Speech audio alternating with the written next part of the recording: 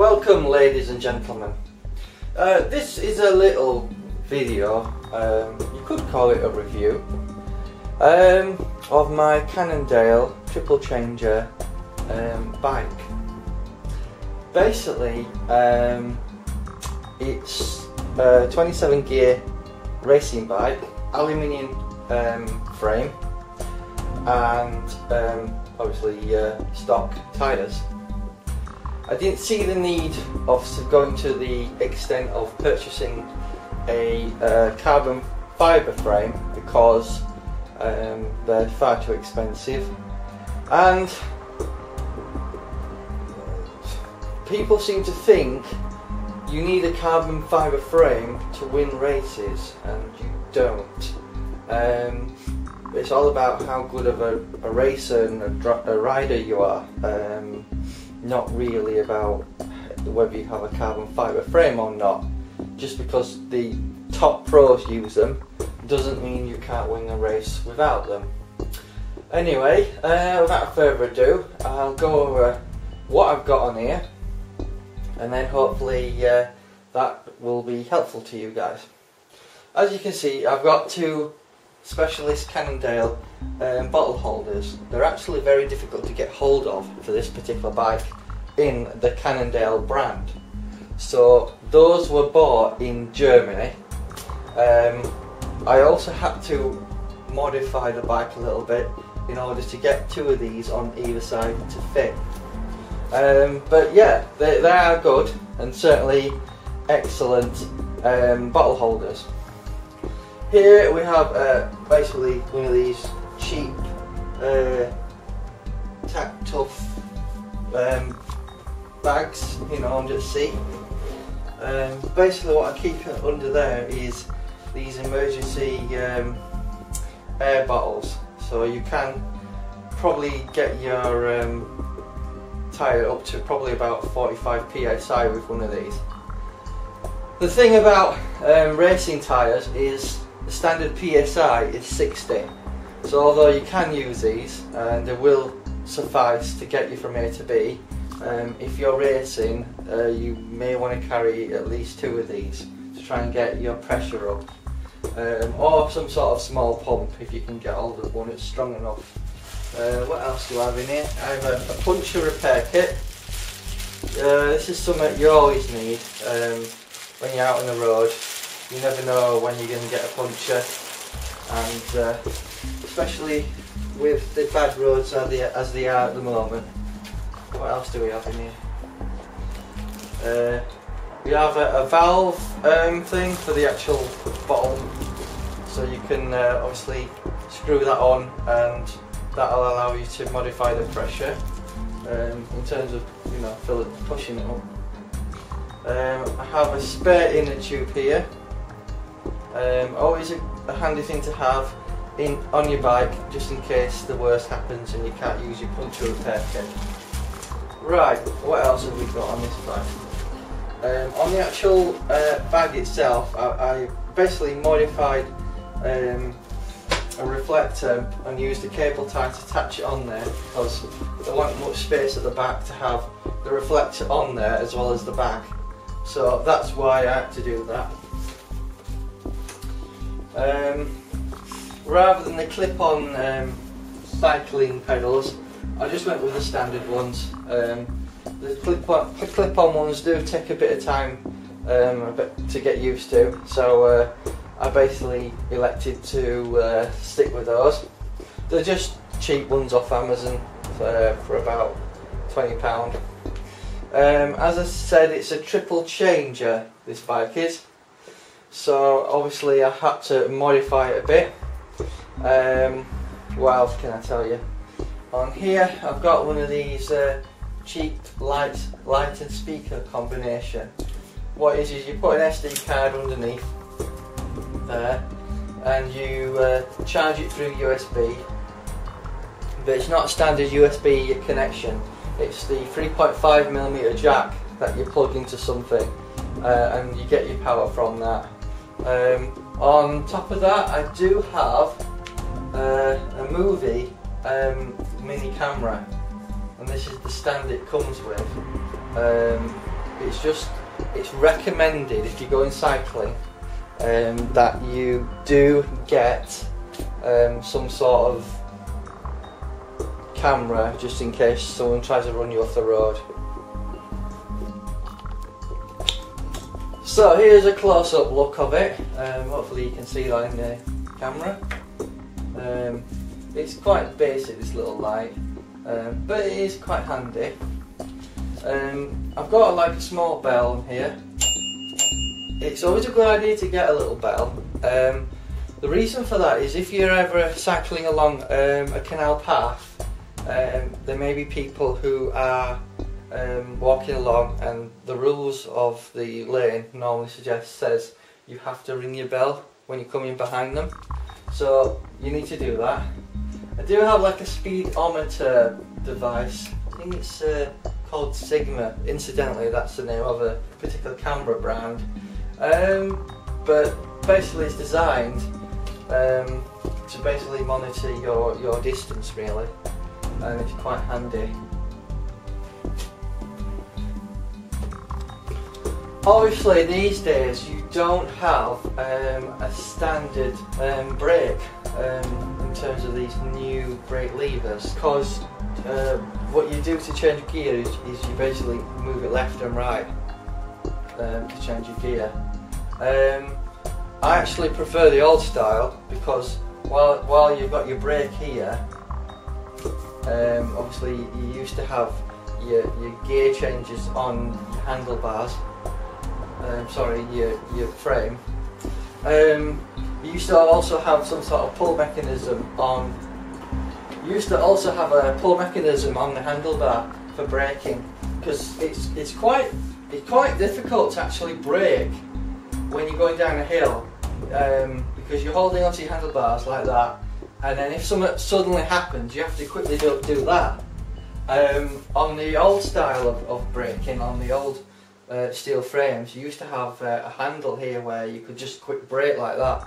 All right, it wasn't always that easy to pull them because basically they were sometimes quite loose, and sometimes you had to resort to doing this, and you'd be braking on one hand on the top and braking on your right hand down like that to try and brake. But things have changed. New developments have been incorporated.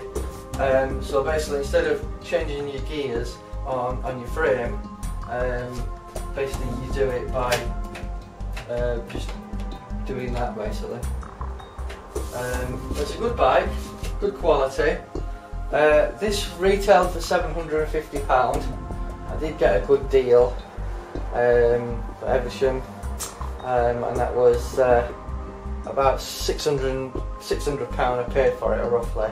So it is quite good, and I certainly would recommend it as a bike. It's quite comfortable. The reason I went for this particular model is I wanted something that was all white rather than something that was dark. You've got to remember, if you're on the road, you need to make yourself easy to see by cars. So it's certainly recommended. Here you can see I fitted a custom mudguard basically on the front and on the back. The reason for that was I wanted to keep myself nice and dry. The problem is in England it gets wet a lot, rains a lot, and you get your backside wet a lot. So it's certainly recommended for anyone to basically have that fitted on your bike to keep yourself dry. It might not be the most stylish thing to have on your bike, but by all means it certainly makes you feel more comfortable. You might be wondering what you're seeing there. Well, it's actually a light that has a small battery in it, but it is powered by solar power, and it's extremely handy to have something like that, because obviously you might be out in the sticks, you might not have any batteries on you, it gets dark suddenly, and something that's solar powered like that should get a decent charge. Even being underneath that bag, it should still get a decent amount of light to power the light, and it is certainly recommended to get something of that nature. So yes, it's a good idea. Okay, and there you're seeing a custom fitted bike stand. Now, it is difficult to fit bike stands, two bikes like this. So basically I had to do a custom job. What I had to do is a custom job and buy it basically from abroad, because you couldn't obtain these in the UK, and fit it with, you know, custom wise, with rubber around the frame so it protected it. Underneath the rubber there is some plastic film to protect it, to make sure I get no scratches at all. And this is a special type of stand basically that you can use on a racing bike, because most of the stands out there are designed for mountain bikes. Okay, so you're looking at a Cyclops bike trainer. These are high quality and they are branded and extremely well designed, and they are certainly reliable. Now they come in 3 flavours. One has basically weight attached to the back of it, which is used through wind. Basically the wind creates the resistance. What the problem you might experience with that is outside it might be quite okay, but inside you haven't got a lot of wind, have you? So it's just air. So it's fair to say it's more of an air resistance. The second version, which is this, is the maglock, which is, this one is basically a magnet which creates resistance the faster you cycle, and it is extremely good in terms of its performance. Price wise, you're probably talking around £135 for this particular one. The wind version is probably around the £100 mark, and there is a slightly more expensive one which will be in around the £250 mark, which is a progressive resistance Cyclops trainer. And what that does is basically the more you cycle, the harder it gets, and you can actually set it to certain settings to be the equivalent of going up hills. It is extremely expensive, however. I didn't want to spend that much, but saying that, these Cyclops trainers are, in my opinion, the best manufacturer out there, and they attach to your bike quite easily. All you need to do really is put your bike in the slot like so, attach that, ram it up, make sure it's nice and tight, and then it's in there in place. The only thing I would suggest is, if you're going to attach your bike to one of these, try and get some sort of steel bolt for your bike, because they normally come with carbon fibre ones, and obviously with this being metal, it's going to damage your fitting on there. So this is a Cannondale bike, and what else have we got? Okay, the bike is actually on a Cyclops rubber mat. These mats are quite expensive. Actually retails for around £40, and the reason they are expensive is because they have a nice design in the corner to match the Cyclops branding, and that's what I wanted. I wanted the full set to be branded Cyclops. So the rubber mat's branded Cyclops, the actual trainer is Cyclops, and also the bike stand is Cyclops. This stand is quite unique though, because what you can do is you can lift your bike up, change your orientation, and it can simulate going uphill. Also, what you can do is you can get multiple ones of these Cyclops stands, and you can actually mount them on top of each other, because if you see there, there's a crisscross there that allows you to fit more on. So in theory, if you had more of those, you could have your bike right up here. So it is handy. So if you're wondering, this is my full bike setup. Okay, so that's my bike setup. Let me know what you think. Just before I let you go, what I will suggest is you get yourself a pump like this that can pump up to, according to this, it can pump all the way up to 160 psi, which the advantage of having a pump like this is it's dual purpose, so it'll do your normal type of valves as well as the racing type. So I forget what they're called, sorry about that. But yeah, so always get yourself a decent pump for your bike and make sure you get it up to the recommended PSI of 60. Just incidentally, for you guys who've got mountain bikes, your PSI is 45, just in case you don't know. So that's my full training bike setup. Bought this originally to do a bit of cycling, but it's also a good setup if it gets into winter time or it's snowing, it's very cold, a bit dangerous to go out, and you want to keep fit. This is a better setup than having a cycling machine. Why? Well, you can take your bike out and you can go cycling.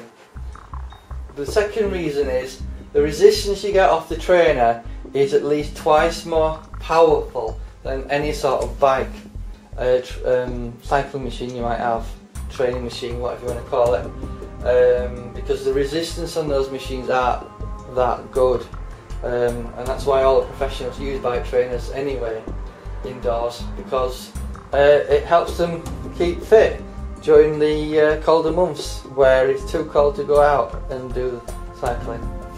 Anyway, that is the bike setup. I hope you've enjoyed this little show and tell of it.